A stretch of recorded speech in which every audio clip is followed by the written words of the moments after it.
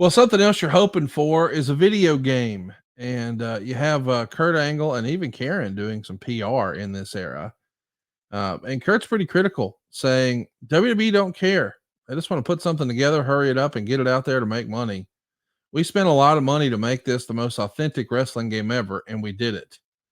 And he's going to brag about how the game looks authentic. And if you're looking at the graphic that we've got posted on our YouTube right now, he's right. It looks fantastic, especially considered for it to be 15 years ago.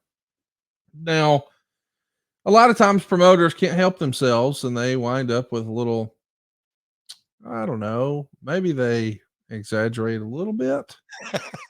And listen, we heard this a lot back in the day in the Nitro era. Tony Schiavone would tell us every week, this is the biggest, greatest night in the history of our great sport. I mean, we heard it every week.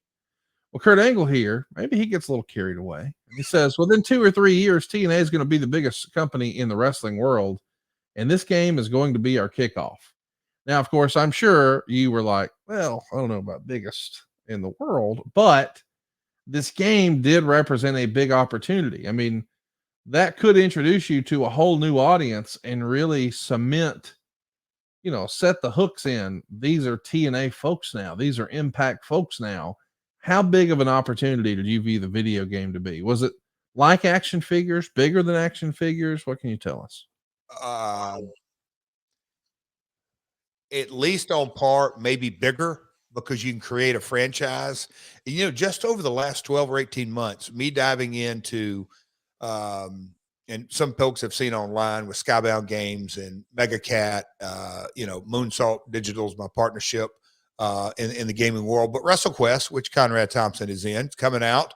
Conrad, we're getting a date real soon. We're looking in May, but I've done a couple of panels at PAX and gaming conventions, and they go back and talk about the history of gaming and professional wrestling. Conrad, I had no idea how well received the game was when it came out from the gaming audience. I just looked out. I looked at numbers and sales. I didn't really get into the DNA. I didn't really get into the message boards and all the feedback. It was very, very well received.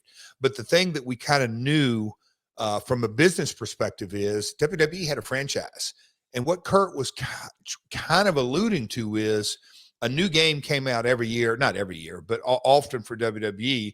It's hard to be the biggest and baddest thing year after year, just what you said. Shivani's saying every week. It goes back to the Nick Goulas days.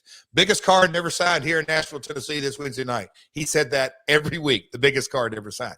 That's the natural promotion. Kurt, God bless him. I mean, when he bought in, and he's not going to say, hey, man, we're going to be number 2. Just watch us. No, Kurt went all the way, and rightly so. It's hope and it's promotion, and to the TNA fan base, damn right, it was number 1 to them.